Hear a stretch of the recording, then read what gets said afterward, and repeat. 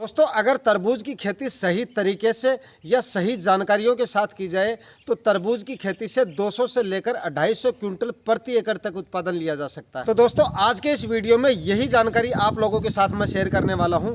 3-4 ऐसे पॉइंट बताऊंगा मैं आपको जिनको फॉलो करके आप अपनी तरबूज की खेती से अच्छा खासा उत्पादन ले सकते हैं।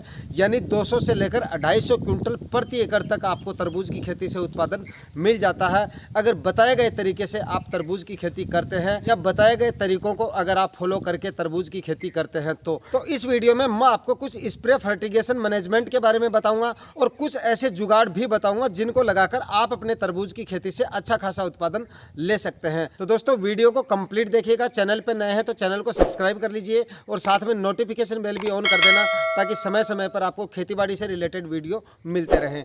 नमस्कार दोस्तों, मैं हूं सुरेश और आप देख रहे हैं हमारा यूट्यूब चैनल खेत किसान झुंझुनू। दोस्तों, तरबूज की बुआई के तुरंत बाद में आपको जैसे ही आपके तरबूज की फसल 15 से 20 दिन की हो जाती है तब आपको सबसे पहला काम ये करना है कि अपना जो खाद उर्वरक, जो एनपीके खाद उर्वरक होते हैं, उनका जो फर्टिगेशन का शेड्यूल है वो सही तरीके से बना लेना है। यानी कौन कौन से समय पे कौन कौन से एनपीके खाद आपको देने हैं अपनी तरबूज की फसल में, ये मैनेजमेंट आपको पहले से ही बना के रख लेना है। और जैसे ही आपके तरबूज की फसल 15 से 20 दिन की हो जाए, एनपीके 19-19 फर्टिलाइजर का पहला फर्टिगेशन आपको कर देना है और आगे के फर्टिगेशन आपको समय समय पर कर देने हैं अपनी तरबूज की फसल में। दोस्तों, तरबूज की फसल में अच्छा खासा उत्पादन लेने के लिए सबसे बड़ा जो एक रोल होता है वो होता है फर्टिगेशन का। और वो फर्टिगेशन ज़्यादातर आपके एनपीके खाद के होते हैं। अलग अलग आपका एनपीके 19-19 हुआ, 1261-0 हुआ, एनपीके 052-34 हुआ, एनपीके 0050 हुआ। उसके बाद बारी आती है कैल्शियम नाइट्रेट की और बोरोन की। इस तरह के जितने भी फर्टिगेशन है वो आपको समय समय पर कर देने हैं। कौन सी अवस्था पे कौन सा फर्टिगेशन करना है उसका हमने एक अलग से सेपरेट वीडियो बना रखा है। आई बटन में उसका लिंक मैं दे रहा हूं, वो आप जाके देख लेना या एंड स्क्रीन पे भी उस वीडियो को मैं लगा दूंगा। अगर आपने नहीं देखा है तो वो आप वीडियो ज़रूर देख लेना ताकि आप सही तरीके से सही मैनेजमेंट बनाकर अपना फर्टिगेशन शेड्यूल बना सके। अब बात करते हैं दूसरा स्प्रे के बारे में।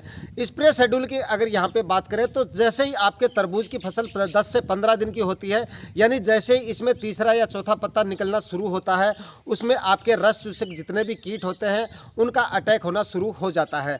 तो जैसे ही आपके तरबूज की फसल शुरुआती अवस्था में आपको सबसे ज़्यादा ध्यान रखना होता है। जैसे ही आपकी फसल 15 से 20 दिन की होती है तब आपको निरीक्षण कर लेना है कि आपकी फसल में रस चूसक कीटों का प्रकोप तो नहीं है।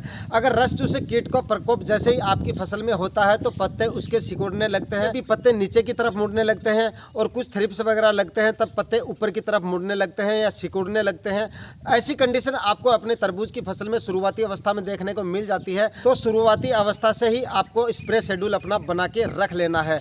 जैसे ही आप अपनी तरबूज की फसल 15 से 20 दिन की हो जाए, पहला स्प्रे आपको अवश्य निकाल देना है। चाहे आपकी तरबूज की फसल स्वस्थ है या उसमें किसी तरह का रोग लग गया है तो भी आपको उसमें पहला स्प्रे तो निकाल ही देना है, चाहे आपकी फसल स्वस्थ ही क्यों ना हो।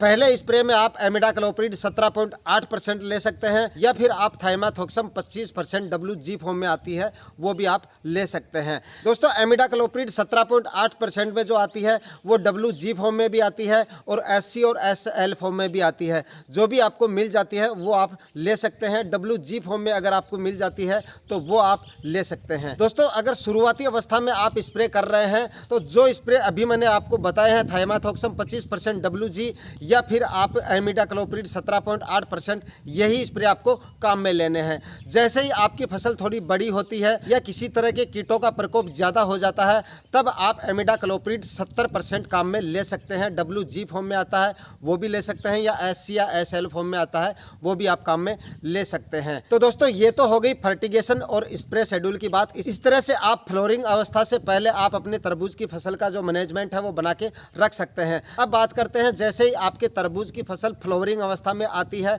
तब आपको कौन कौन सी सावधानियां रखनी है।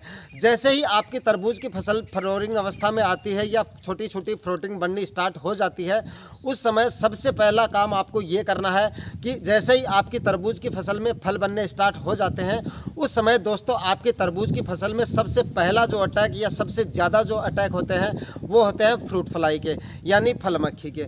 फल मक्खी जैसे ही आपके तरबूज की फसल में फल बनने शुरू हो जाते हैं, उसी समय अपना अटैक शुरू कर देती है और आपके तरबूज के फलों को खराब करना शुरू कर देती है। जो किसान भाई नए हैं या पहली बार तरबूज की खेती कर रहे हैं और उनको नहीं पता है कि फ्रूट फ्लाई या फल मक्खी की वजह से किस तरह का अटैक होता है या क्या पहचान होती है, तो स्क्रीन पे आप देख सकते हैं कि इस तरह से आपका जो फ्रूट है उसकी शेप जो है वो खराब हो जाती है और फिर धीरे धीरे फल सड़कर खराब हो जाता है।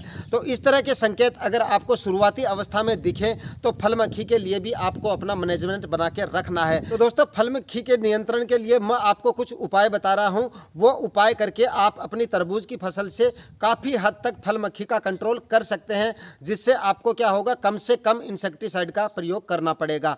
दोस्तों अगर आप ये सोच रहे हैं कि फल मक्खी को आप अकेले इंसेक्टिसाइड का प्रयोग करके या स्प्रे करके उनको आप नियंत्रण में कर लेंगे या उनका कंट्रोल कर लेंगे और अपनी फसल को बचा लेंगे, तो ऐसा बिल्कुल भी नहीं है। तो दोस्तों अकेले आप इंसेक्टिसाइड का प्रयोग या स्प्रे करके फल मक्खी का नियंत्रण नहीं कर सकते। और एक चीज़ आपको मैं और बता देता हूँ, ये चीज़ शायद आपको किसी ने आज तक पहले नहीं बताई होगी। अगर आप फल मक्खी के नियंत्रण के लिए ज़्यादा इंसेक्टिसाइड का प्रयोग करते हैं अपनी तरबूज की फसल में, तो काफ़ी हद तक आप फल मक्खी का नियंत्रण तो कर लेंगे, लेकिन अपने तरबूज में होने वाले प्रोडक्शन को भी आप काफ़ी हद तक डाउन कर लेंगे।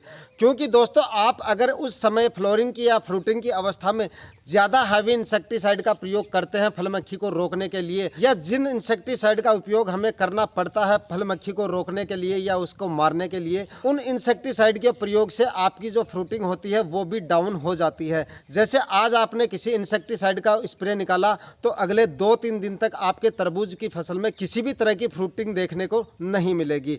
इसके क्या कारण है वो भी आप जान लीजिए। उसके कारण ये है दोस्तों, जैसे उस समय या तो टेम्परेचर कुछ ज़्यादा होते हैं और हैवी इंसेक्टिसाइड के प्रयोग से वैसे भी उस समय टेम्परेचर ज़्यादा होते हैं, तो एक तो ये कारण होता है। और दूसरा कारण, मुख्य कारण जो ये होता है कि जो इंसेक्टिसाइड का प्रयोग आप उस समय करते हैं, उस इंसेक्टिसाइड से फल मक्खी के साथ साथ आपकी जो मधुमक्खियाँ वगैरह होती हैं जो परागण का कार्य करती हैं, वो भी सारी खत्म हो जाती हैं। और इसके चलते जब तक दोबारा मधुमक्खियाँ आपके प्लांट में नहीं आती हैं 2-3 दिन तक, उतने समय तक आपके तरबूज की फसल में कोई भी फ्रूटिंग आपको देखने को नहीं मिलेगी। तो अकेले, मेरा कहने का मतलब ये है कि अकेले इंसेक्टिसाइड का आप ज़्यादा प्रयोग करते रहेंगे उस समय, तो आपका प्रोडक्शन जो है वो आपको ज़्यादा नहीं मिलेगा। तो आपको उसके लिए क्या करना है, जो मार्केट में फल मक्खी ट्रैप आते हैं वो काम में ले लेने हैं। फल मक्खी ट्रैप की कीमत की यहाँ पे दोस्तों अगर मैं आपको जानकारी दूं तो ये आपको मार्केट में 130 रुपये से लेकर 180 रुपये तक मिल जाते हैं। और ये आपकी तरबूज की एक सीज़न में आराम से काम दे देते हैं, यानी करीब 2.5 से 3 महीने तक इनकी वैलिडिटी आती है। जो ल्यूर लगा होता है अंदर, वो ल्यूर 2.5 से लेकर 3 महीने तक आराम से काम, अच्छी तरह से काम कर लेता है और आपका जो फ्रूट फ्लाई या फल मक्खी का जो अटैक होता है उनको काफ़ी हद तक डाउन कर देता है, उनकी संख्या को ये काफ़ी हद तक कम कर देता है। तो ये आपको अपने तरबूज की फसल में लगा लेना है। दोस्तों इनकी संख्या की अगर यहाँ पे हम बात करें कि आपको ये कितनी संख्या में लगाने हैं, तो 1 एकड़ में आपको ये 5 से 6 जो फल मक्खी ट्रैप आते हैं उनका प्रयोग कर लेना है। बराबर स्पेस में इनको जगह जगह किसी छड़ी की सहायता से टांग देना है और उसके बाद जितनी भी फल मक्खी आपके तरबूज की फसल में आती हैं वो इनके अंदर घुसती जाती हैं और ख़त्म होती जाती हैं। तो इस तरह से अपनी तरबूज की फसल का मैनेजमेंट करके आप जो है अपना तरबूज की फसल का अच्छा खासा उत्पादन बढ़ा सकते हैं। दोस्तों फल मक्खी और अन्य रस चूसने वाले कीटों की रोकथाम के लिए एक उपाय आपको मैं और बताने वाला हूं और ये उपाय सबसे कारगर उपाय है। इसमें आपका ना तो कोई खर्चा लगने वाला है और ना ही इसमें आपकी ज़्यादा कोई बेकार होने वाली है। तो यहाँ पे आपको क्या करना है, आपकी तरबूज की फसल के चारों तरफ यानी बाहर की तरफ जो किनारे हैं बाहर की तरफ, उनमें 30-30, 40-40 फीट की दूरी पर एक जगह पे 1 या 2 संख्या में आपको मैरीगोल्ड फूल के प्लांट आते हैं वो आपको लगा देने हैं। एक प्लांट आपको लाल फूल में लगाना है और दूसरा प्लांट आपको पीले फूल वाला लगा देने हैं। इस तरह से आपको अपने तरबूज की फसल में 15-20 मैरीगोल्ड के प्लांट जो है वो जगह जगह लगा देने हैं। उससे क्या होगा, जितने भी रस चूसने वाले कीट या फ्रूट फ्लाई वगैरह होती हैं वो उन्हीं फूलों पे जाके बैठती रहेंगी और आपके तरबूज का कम से कम नुकसान देखने को मिलेगा। दूसरा आपका सबसे बड़ा जो फायदा होगा वो ये होगा, थोड़ा सा आपको इंसेक्टिसाइड लेना है अपना स्प्रे टैंक में और जाके सिर्फ मैरीगोल्ड के जो प्लांट है उन्हीं पे स्प्रे कर देना है शाम को 4 बजे बाद में। उससे दोस्तों क्या होगा, जैसे आपको अपनी तरबूज की फसल में जो है फालतू के स्प्रे नहीं करने पड़ेंगे। जो भी स्प्रे करना है वो आपको केवल थोड़े से स्प्रे से काम चल जाएगा। और मैरीगोल्ड के प्लांट पे आप स्प्रे करेंगे तो टोटल कीट जो होते हैं, रस चूस से कीट या फ्रूट फ्लाई वगैरह या व्हाइट फ्लाई वगैरह जो भी कीट होते हैं, वो सारे कीट आपको उन्हीं प्लांट्स पे मिल जाएंगे। इससे आपकी तरबूज की फसल से कीटों से होने वाले नुकसान को काफ़ी हद तक बचाया जा सकता है। दोस्तों आज के वीडियो में दी गई जानकारी आपको कैसी लगी कमेंट करके आप ज़रूर बताइएगा। वीडियो को ज़्यादा से ज़्यादा लाइक कीजिए, शेयर कीजिए और चैनल को सब्सक्राइब जरूर कीजिएगा। धन्यवाद।